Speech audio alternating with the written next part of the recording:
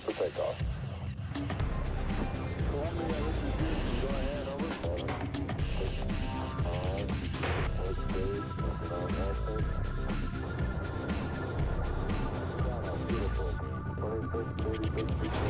Good evening and welcome in to another edition of Indians Minor League Magazine. I'm Al Pulowski, joined by former Tribe lefty Jason Stanford, and here we go again. More kids getting promoted. Yeah, more kids getting promoted, and just everybody just having a great season so far with the Indians organization. Yeah, a number of players having outstanding years and a ton of players having very good years.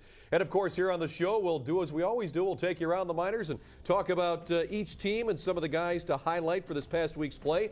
Also, Indians Director of Player Development Ross Atkins will be stopping by. We'll talk to him. Later, you'll meet K-Tribe infielder Jeremy Tice. Plus, we'll have this week's Diamond in the Rough, and you'll discover Aaron Fields' Major League idol.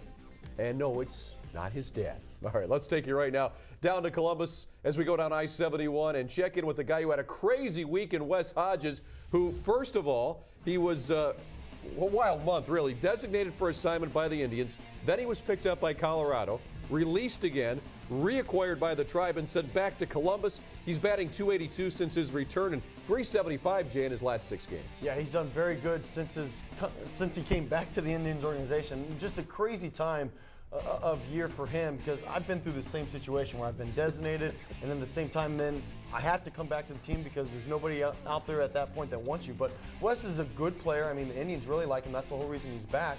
And now you're seeing a kid finally get comfortable again, and that's what they're looking for. Nice player, some potential there at the bat. Just need to find him a position. Looks like it's going to be first base. Here's some other guys to keep an eye on. Carlos Carrasco has done very well since the All-Star break. He most likely will get the next recall for the next spot start the Indians would need. And Paulo Espino was named the International League Pitcher of the Week. Check out his numbers from Saturday against Louisville. Yeah, Paulo did a very good job. But Carlos Carrasco is a kid that the Indians are very high on right now. And you're finally seeing the Carlos Carrasco that the Indians really thought that they were getting in this trade. He's very powerful. He's finally hitting his spots, and that's what he needed to do with his fastball. And he's got a good breaking ball. But the best thing about it is he's overpowering with his fastball. And you're seeing that at the AAA level right now. All right, let's go down to Akron. Talk about a pitcher who's doing it extremely well out of the bullpen. Chun-Chen Lee has been just about lights out. In his last 11 outings since July 9th, he's given up just 1 unearned run in 16 innings pitched. He struck out 19 and walked just 3 in that span. So CC's ERA here is 0. Well, the Indians still have a CC and they still have a Lee, so I guess they're pretty happy right now. But yeah, Chin-Chi Lee, very good pitcher. The Indians are very high on this kid. He's making the progression like he's supposed to in the organization. And at AA right now, when you have a 0 ERA as a reliever, you're doing something right. Yeah, that 0 ERA since July 9th. All right, let's check in with some other players from AA Akron.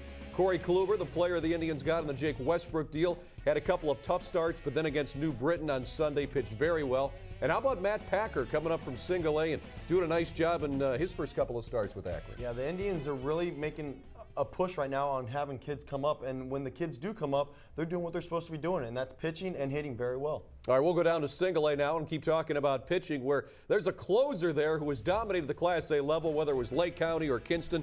That's Corey Burns. He was named the best reliever in the Carolina League in Baseball America's Best Tools Survey for High Class A. Who could blame them? Burns has 22 saves and 30 appearances for the K-Tribe, 34 saves overall, including Lake County. Well, for Corey, he's one of my favorite players in the Indians organization right now. Even though he's a reliever, he has great stuff. He's got a good fastball. He's got a really good breaking ball. But this kid is up for Minor League Player of the Year. Not Pitcher of the Year, but Minor League Player of the Year because of what he's capable of doing at the levels that he's been at so far. You just like him because he's from Arizona. That's why Stanford likes him. But, yeah, Corey Burns doing a phenomenal job. Kyle Bellows, some good numbers there in his last 9 games. And Matthew Langwell, also some great numbers in his last 10.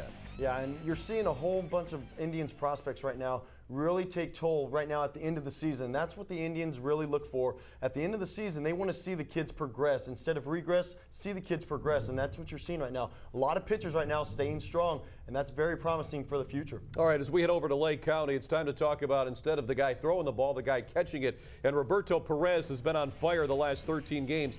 During that span, he's hitting .348 with 3 homers and 10 RBI for the Captains. Very impressive numbers. No, he is, and he's a good receiver, good-sized kid. Can call a good game too, but offensively he's finally stepping into his own and really hitting the ball hard. Well, it's impressive to see what he's been able to do there. And East Lake not too far away. You got to check him out. Brett Brock, another guy to highlight, a great ERA in his last 5 starts. And how about Argenis Martinez at second base, 13-game hitting streak? Another second baseman right there. I mean, the Indians right now are full of second basemen, middle infielders, but at the same time, you look at the pitchers right there. When you have 2 walks, very impressive. That's Cliff Lee numbers right there. Cliff Lee numbers are great. We'll take those anytime. All right, let's head down to Mahoning Valley, and we'll talk about a fellow named Casey Gaynor, who's done a nice job there. In fact, this is his first pro season. Gaynor is 3-1 with a 2.36 ERA in his last 10 appearances. He's both started and come out of the bullpen, but a nice arm, an interesting arm for Casey Gaynor. Yeah, he is. He's very interesting. I've been fortunate enough to see this kid pitch, and the Indians like him out of the bullpen, but they also like him as a starter, and so he's been piggybacking a little bit, but now he's starting, and you're seeing the type of player that the Indians really like in Casey. All right, so Casey Gaynor with good numbers. You'll see him there in his last 10 games once again. Giovanni Urshela, Jay, you really like him. He's done great here in the month of August. And how about Jordan Cooper? Gets the promotion. He was in the Arizona Rookie League, and those numbers you see there are what he's done all season long. But Jordan Cooper, another kid to keep an eye on. Yeah, Jordan Cooper has done a very good job. 9th rounder out of Wichita State, has pitched very well. But Giovanni Urshela, the kid I really like. I think he's a great third baseman. Travis Fryman really loves him, the way that he plays defensively, and he's finally hitting the ball. He's hitting the ball in the gaps, and I'm telling you, this kid is going to be something special for the Indians organization. Yeah, a lot of guys that are on the cusp of the major leagues and the minors, and a lot of guys to watch down there at the Class A level, too, that could make a difference in the next couple, 3 years. All right, we'll take a break here on Indians Minor League Magazine, but when we come back, Ross Atkins joins us. We'll talk about some more of these great young players. He's the Indians Director of Player Development. Also, we'll have this week's Diamond in the Rough. Make sure you stay here.